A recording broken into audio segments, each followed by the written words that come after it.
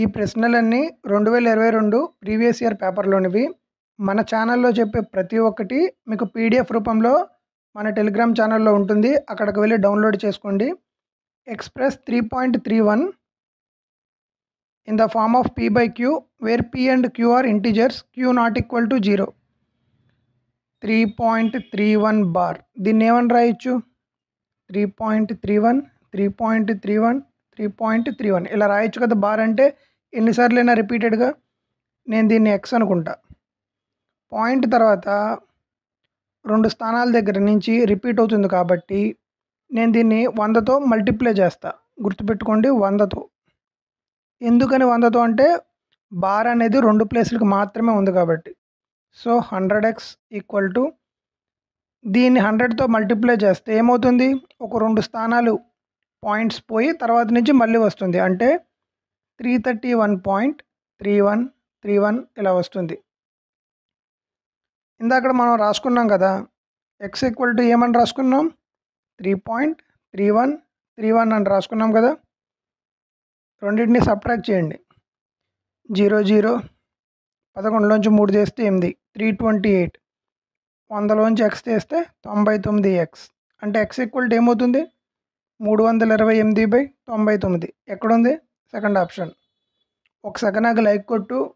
మీరు కొట్టే ప్రతి లైకు నన్ను ఎంకరేజ్ చేసినట్టు ఉంటుంది. అలాగే ప్రీవియస్ ఇయర్ క్వశ్చన్స్ చేయడానికి నాకు కొంచెం బూస్ట్ ఇచ్చినట్టు ఉంటుంది. 19, 19, 21, 63, 67 ఇక్కడ రాస్తున్నా. ఇది 19 × 1 కదా. ఒక 19, 19. 19కి 2 కలిపితే 21 కదా. 21 మూలు 63 కదా. మళ్ళీ ఇక్కడ 63కి 4 కలిపితే 67 కదా. తర్వాత ఏమొస్తుంది? ఇక్కడ 1 2 3 4 5. ఇక్కడ ఇంటూ ఉంది, ఇక్కడ ప్లస్ ఉంది. ఇక్కడ ఇంటూ ఉంది, ఇక్కడ ప్లస్ ఉంది. సో ఇక్కడ ఇంటూ వస్తుంది. 67 × 5, 5 ఏళ్ళ 35. చివరిలో 5 ఉండాలి. Second option. ABCDEF అంటే మొత్తం 6. Sitting in a circular table facing the centre. ఇది ఇంపార్టెంట్. ఫేసింగ్ ది సెంటర్ అంటే ఒకలా చేయాలి. Facing away from the centre అంటే వేరేలా చేయాలి. ఇప్పుడు చూడండి, B is sitting second to the right of D. మొత్తం 6 ఉన్నారు. 6 వచ్చేసారు. అసలు రైట్ అంటే ఎలా తీసుకోవాలి, లెఫ్ట్ అంటే ఎలా తీసుకోవాలి? గడియారం ఏ డైరెక్షన్లో అయితే వెళ్తుందో గడియారం, దాన్ని లెఫ్ట్ అని చదవాలి. గడియారానికి ఆపోజిట్ డైరెక్షన్లో కనుక మీరు వెళ్తే దాన్ని రైట్ అని చదవాలి. ఇవి బండ గుర్తులు. ఎప్పుడు ఈ 2 తీసుకోవాలి? Facing the centre. గుర్తుపెట్టుకోండి, ఫేసింగ్ ది సెంటర్. ఇప్పుడు సమ్ చేద్దాం. B is sitting second to the right of D. D ఇక్కడ తీసుకున్నా. రైట్ అంటే ఎలా తీసుకోవాలి? వెనక్కి వెళ్ళాలి కదా. 1 2 B తీసుకున్నా. C is third to the right of A. మనం ఎక్కడో పెట్టలేం. A is an immediate neighbour of both E and F. మళ్ళీ ఏం చేయలేం. దాన్ని బట్టి, ఆ స్టేట్మెంట్ని బట్టి మనం పజిల్లో ఎక్కడ పెట్టలేం. D sits to the immediate right of E. అయిపోయింది. E ఇక్కడ తీసుకున్నా. రైట్ అంటే ఈ డయాగ్రామ్ ప్రకారం ఇమీడియట్గా, ఈకి ఇమీడియట్ రైట్లో D ఉంది కదా, సరిపోయింది. ఇప్పుడు చూడండి, A is an immediate neighbour of, ఈ స్టేట్మెంట్ చదువుతాను. A is an immediate neighbour of both E and F. A ఇక్కడ తీసుకుంటే F ఇక్కడ తీసుకుంటాను. ఇప్పుడు చూడండి, A అనేది ఇమీడియట్ నైబర్ ఉంది కదా, ఈకి ఎఫ్కి. ఇంకా మిగిలింది ఎవరో? ABCDEFలో C. అడిగింది ఏంటి? Who sits to the immediate left of B. CA కదా. ఇమీడియట్ లెఫ్ట్ అంటే ఇది. గడియారం ఎలా వెళ్తుంది? అలాగే ట్రావెల్ చేసేది. So C. 5 ఫ్రెండ్స్ ఉన్నారంట.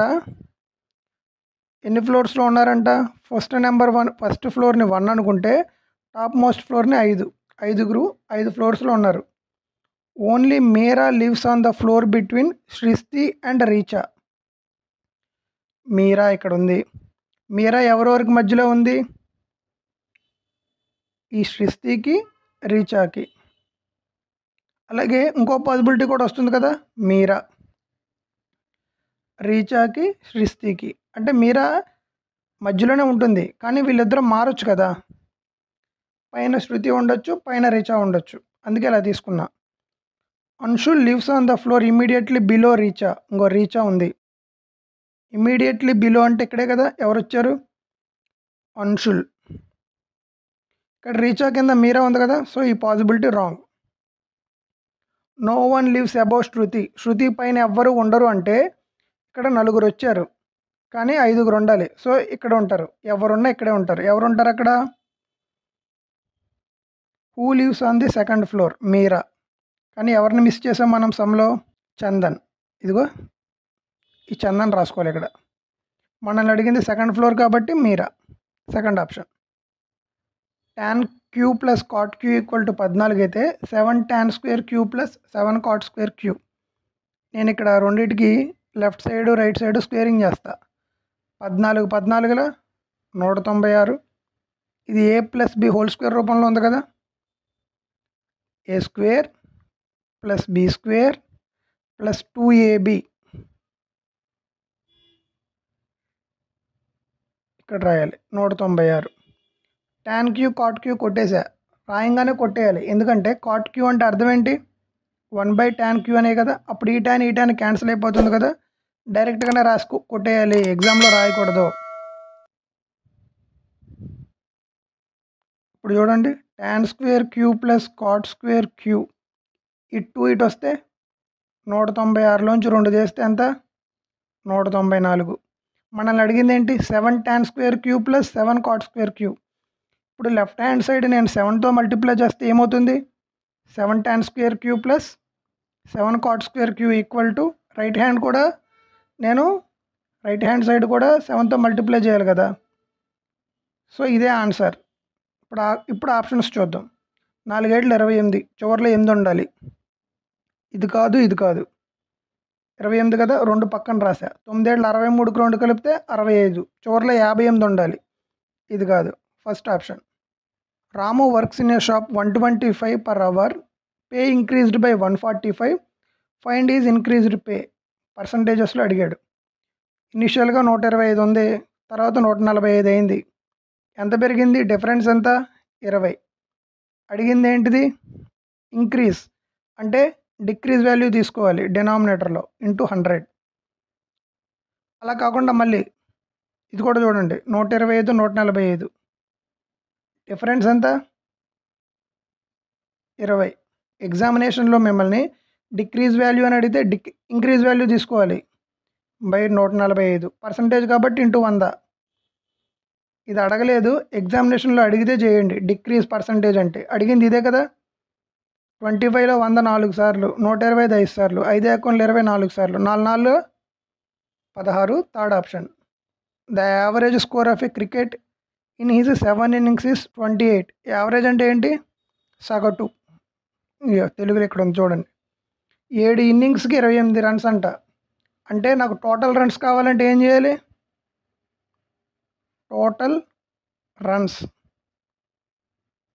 ఇన్ 7 innings-లో టోటల్ రన్స్ కావాలి నాకు. 28 ఇంటూ 7 ఎంత? 7 8 56, 7 2 14, 5 కలిపితే 196. Is average score in next 3 innings అంట. ఇక్కడికి 7 అయినాయి, నెక్స్ట్ 3 అంటే మొత్తం 10 కదా. 10 innings-లో రన్స్ ఎన్నంట? 32 అంట. 7 innings-కి 196 ప్లస్ మిగతా 3 innings-కి ఎంత ఇచ్చాడు యావరేజ్? 32. 32 మూళ్ళు ఎంత? 96. 196కి 96 కలపండి, 292. సమ్ అయిపోయింది. Determine the score should get in 11th innings. మనకు 10 వచ్చినాయి, కానీ ఇక్కడ 11 innings కంట. Overall score becomes 33. 11 innings-కి సగటు 33 అంట. ఎంత వస్తుంది ఆన్సర్? 11 33 3 33, ఇది ఒక 6, 363. దీన్ని ఏమని చదవాలి? 11 innings-ల రన్స్ అని చదవాలి. ఈ 292 ఏం చదవాలి? 10 innings-ల రన్స్ అని చదవాలి. అడిగింది ఏంటిది? Determine the score in the 11th innings. 10లోంచి ఇది తీసేస్తే అదే కదా ఆన్సర్. సో 363లో నుంచి 292 తీసేయండి. 3లోంచి 2 తీస్తే 1, చివరిలో 1 ఉండాలి. ఇది కాదు, ఇది కాదు. సో 16లోంచి 9 తీస్తే ఎంత 7 71